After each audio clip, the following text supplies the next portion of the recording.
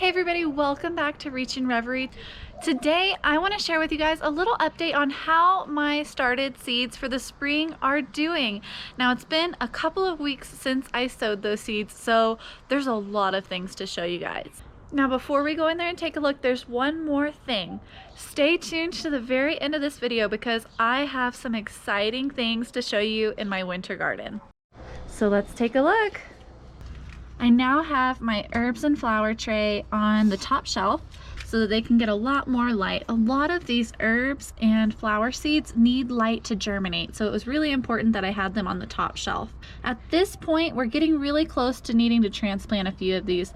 Generally, I like to transplant my started seeds from these little pods as soon as they have their first true leaves developed. So in this first tray, I have chamomile. I really need to thin these. It's hard to thin plants because a lot of times you know that the ones that you're thinning, you're dooming to death. But one thing I've been doing with my chamomile is I have been pulling out a couple at a time every couple days, and actually, oh, I'm hurting it. I've been pulling them out every couple days, and I've actually been trying to preserve the roots and plant them around in my gardening beds. But most of these dry up and die, so at least I'm trying to give them a shot at life, even though really I'm probably going to end up having to come in here with some scissors and just keep at max 2 per pot with this chamomile. Sorry, little buddy. Sometimes when I feel really bad about thinning, I give the thinned seedlings to the chickens. That way at least I know that somebody benefited from me thinning those seeds. I planted so much chamomile because last year I tried to grow chamomile and I had no success getting these to germinate. So I got a new packet of seeds this year and I really heavily sowed it, hoping I would get something. And it turned out that I had really good germination on this packet of seeds. So, man, I felt bad that I kind of wasted a lot of these. I do have them sporadically replanted all throughout my garden, but yeah, like I said, most of these, they're a little too young, I think, to be transplanting, so a lot of them are just shriveling up and dying.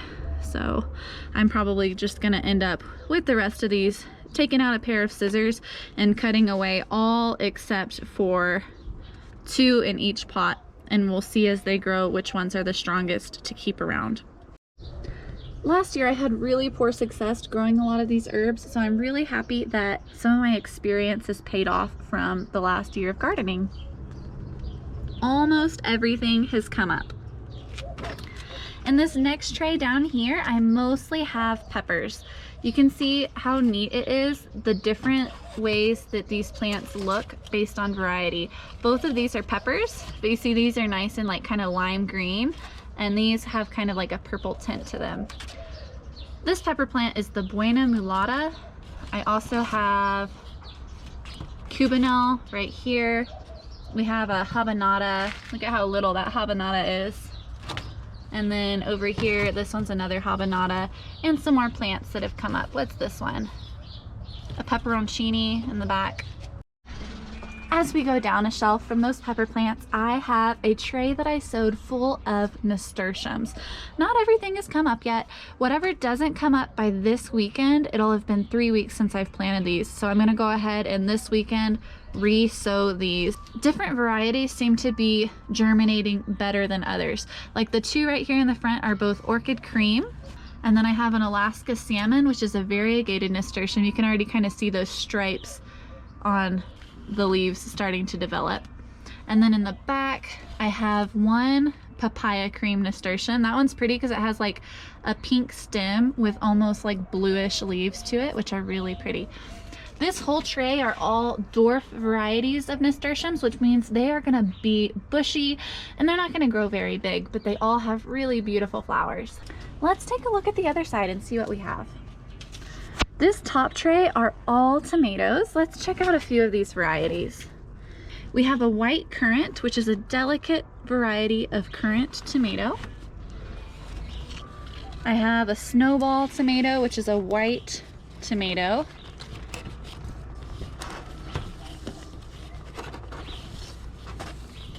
Another white currant has germinated. Look, that one's already getting its true leaves. In the back here, I think this is really interesting. I only sowed 1 seed per pot on all of these tomatoes and peppers.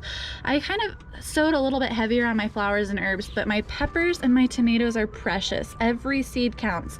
So I only sowed 1 seed, but I think this one had 2 seeds that were fused together, and it looked like one when I planted it, but 2 tomato plants came up out of that 1 seed. So that's interesting. Almost like a little bit of almost like a conjoined twins, so to speak. So I'm probably going to end up having to cut off that smaller one. Unfortunately, that's really sad, but that's kind of the way it goes. If I don't cut off the little one, then the big one's not going to be as successful. I haven't decided yet. I may wait until these get a little bit bigger so that when I cut off this little one, I might have a chance at trying to propagate it. We'll see. Haven't decided yet what to do with that. This variety was the snowball. I have 2 pepper plants that haven't come up yet on this tray. These were the Pekin Pepper. And you know, the Pekin I harvested from the plants that were growing wild on our property. The Pekin actually grows natively out here in western Texas. So I don't know if maybe, I'm gonna try again. I harvested these seeds probably back in 2019. So they were a little bit older. I'm gonna throw more seeds in here this weekend and see if I can get something to germinate with that variety. I also have Little Fingers. This is an eggplant variety. We have Amish Paste Tomato. That one's off to a great start. Crimson Cushion. That one is a really beautiful ribbed tomato. Little Fingers, that's another eggplant. I think these are eggplants back here. And then this one is another Crimson Cushion. That one's not doing as good as the Crimson Cushion up here. I may end up pulling him out and putting another seed in there, because look at the difference. These 2 are the exact same variety, and this one's kind of having a little bit more failure to thrive. We'll give them another couple days. As we travel down to our next shelf, I have another tray of nasturtiums mainly. This tray has my trailing nasturtiums, which are the nasturtiums that like to climb on a fence or a trellis, and these can grow to be up to 10 feet long, whereas my dwarf nasturtiums are about 1 foot to 18 inches max. All of the ones that have germinated out of my nasturtiums in this shelf are all the Yeti nasturtium. I had 100% germination on my Yeti nasturtium, but there's also a lot of empty pots. All 6 of these empty pots are my tall trailing nasturtium. So I may have to reseed. I hope I didn't get a dud pack there. I got this tall trailing nasturtiums this year. It's a new seeds. They're not old or anything, but maybe that variety is just gonna have a little bit later start. So I'm gonna try, I think I'm gonna try soaking my seeds overnight and then sowing them this weekend and trying to see if that gives me a little bit better germination. In the middle, I have 3 white borage plants that I planted over here, and they're doing really good. As we go down a shelf, the last of my seeds that I've started so far are more tomatoes and maybe peppers. No, these are all tomatoes. So I have Get Stuffed. That one's doing really good. Get Stuffed is a tomato that it almost has the anatomy of like what's more similar to a pepper than a tomato, and that all of the seeds and the gel are sucked into one spot rather than filling up the medium of a tomato. So in the Get Stuffed variety, you can cut it open and it's hollow, and you can just simply scoop out the gel and seeds, stuff it, and it's a good stuffing tomato. I really am so excited to try that one this year. We have Brad's Atomic Cherry Tomato. So I started a couple representatives of each variety. That way I can pick the strongest tomato to keep in our garden this year. And then any extra tomatoes that we don't have room for, I'm gonna probably give away. Now this little guy over here, I'm really excited about. He's called the Chihuahuan Desert Star. One of the professors that I had back when I attended college saw me at my job that I worked at. He came into our store to shop, And he knows that I'm really passionate about gardening. So he decided to share with me 4 varieties of tomatoes that are really close and dear to his heart. One of them was the Brad's Atomic. We also had a Castelluto Fiorentini was one variety he shared, and a couple of others. I think Paul Robeson was one. Well, one of them was the Chihuahuan Desert Star. Now, I'm sure none of you have heard of this variety before, and that's because the Chihuahuan Desert Star is not an official variety, but it's a variety of tomato that my professor's been growing for years in his garden, and he has in a way made it a stabilized hybrid. Now, I'm not familiar with the origins of this tomato, but it does really well out here. From what he was saying, it's a small tomato. I believe it's ribbed. So I'm really excited to see how the Chihuahuan Desert Star does in our garden, knowing that in a way it's native to our Chihuahuan Desert where I live right now. This one hasn't come up yet. What are you? This is the Castelluto Fiorentini, which is a beautiful tomato variety. You are another Castelluto Fiorentini who also had trouble coming out of his seed. I think those seeds may have just been a little dry, and so they were having issues coming out of their seeds. We have another Chihuahuan Desert Star. He's doing good. Paul Robeson. This one, I know what it is based on the color of that stem. My favorite variety. Blue Beauty right there. You can already see the anthocyanins in the stem, the stalks. That one's also a Blue Beauty without even picking it up. See how they're purple? This is the variety I grew last year, and I am in love with it. I had to grow it again this year. We have another Paul Robeson doing good in the back. Barred Boar, very interesting variety of variegated fruit on a tomato. It's a striped variety.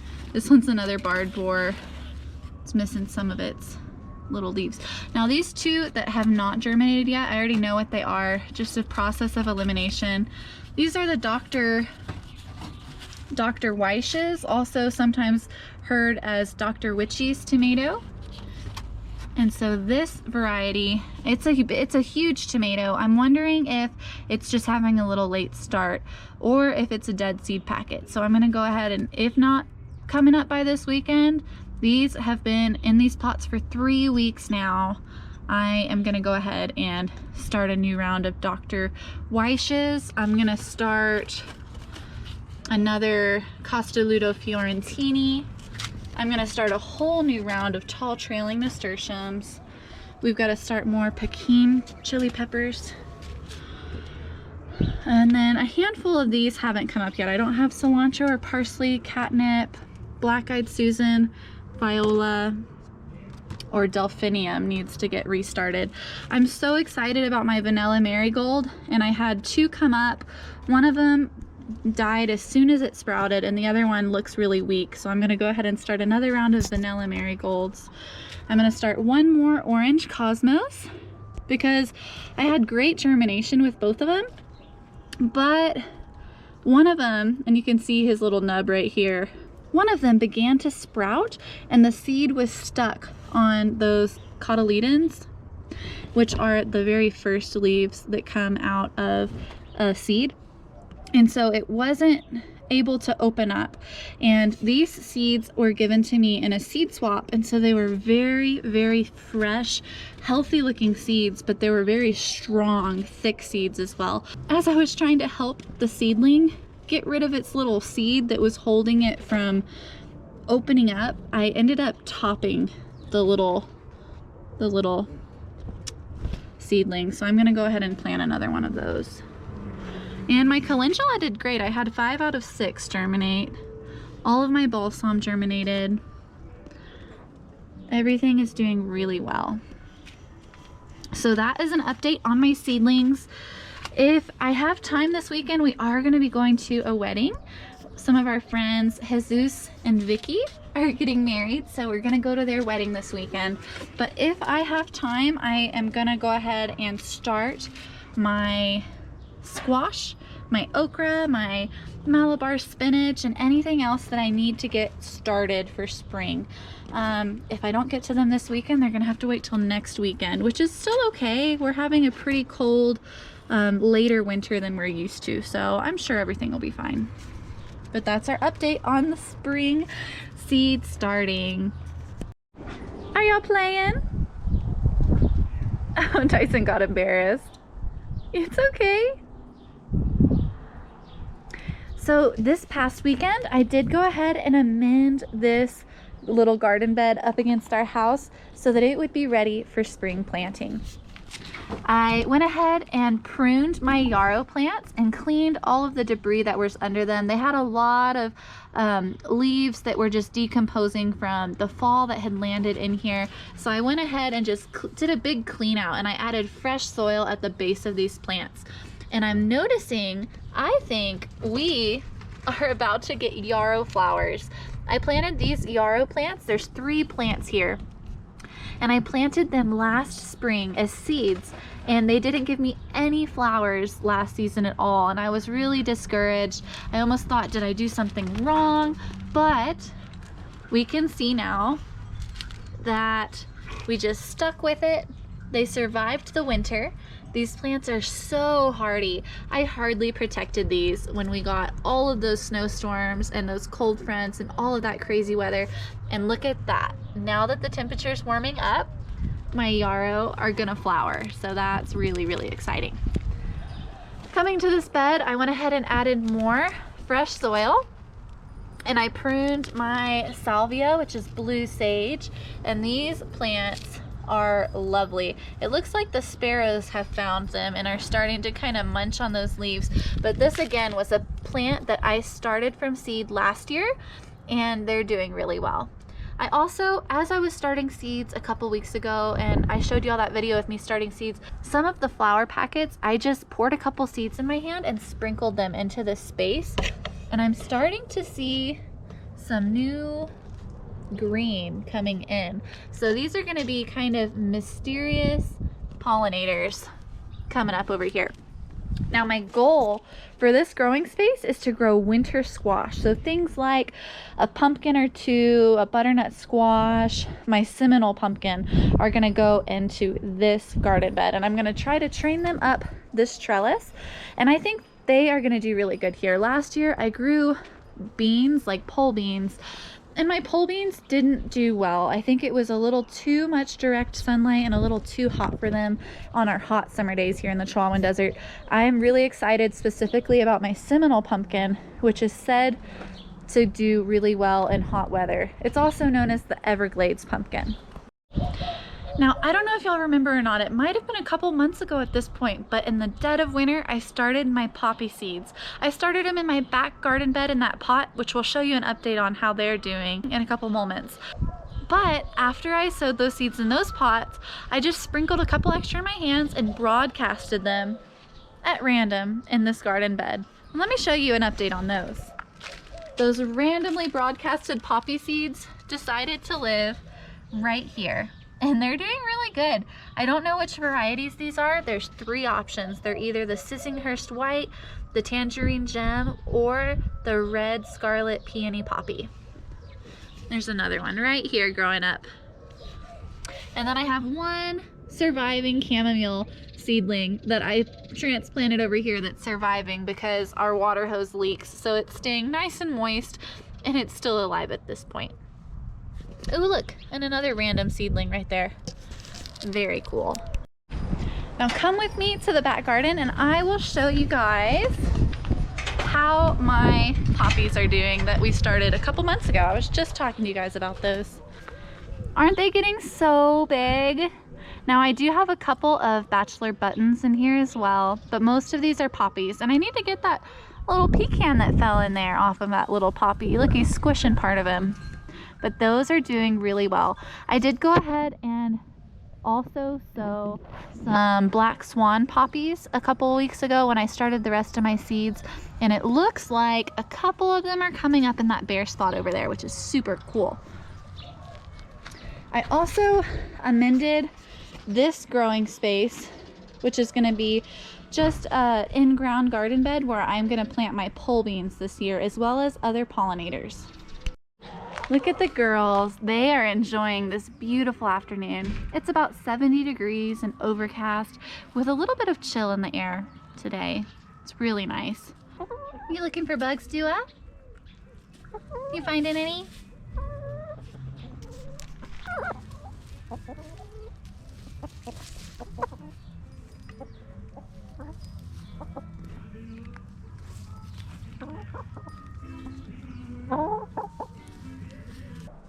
Now, as I promised at the beginning of this video, I have something really cool to show you in my winter garden. So let's go take a look at that. All right, are you guys ready for this? Look at that. My broccoli is finally starting to sprout. And look, you can see if you look really closely, there's also some side shoots coming up as well. This variety of broccoli is called early purple sprouting broccoli. Now, my plants were born in October, so that makes them about 5 months old, and now they are producing broccoli heads. So that's amazing. It feels so good to finally see broccoli growing on these plants. Now, as we come over here, I just wanted to show you how big my carrots are. My radishes are getting really big. I've already had to pull a couple. And then at the farmer's market this weekend, I bought a couple of strawberries. I think I'm gonna put these in my green stock. And everything is getting much bigger. Very successful with my Black King pansies.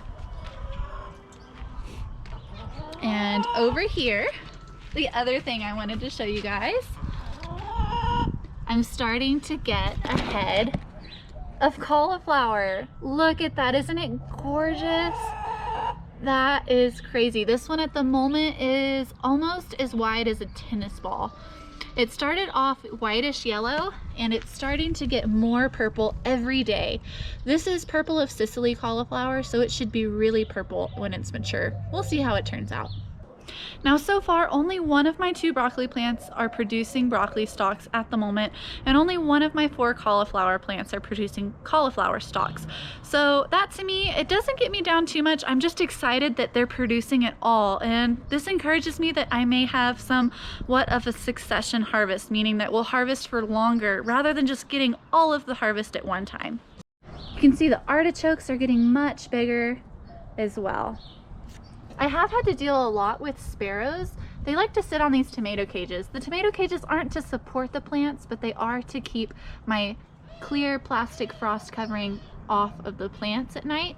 Keep it kind of raised a little bit above, and those sparrows are using the tomato cages as perches to sit there and eat my leaves. So what I've done is I've got a little snake from the farmer's market that's been painted and epoxy sealed, and I've gotten him, and I like to set him right there to keep the sparrows away. I also have some little fingers carrots coming up in this garden bed. I sowed those right before that crazy snowstorm we got, where we got all the way down to 3 degrees Fahrenheit. I was sure that the cold killed these, and nope, they came up. They're doing really good. We also have a couple radishes in this bed as well, but the sparrows are determined to keep those from being successful. Well, that's all I've got for you guys today, but stay tuned. We have so much more coming up soon on this gardening, backyard chicken raising, dog loving, homesteading YouTube channel.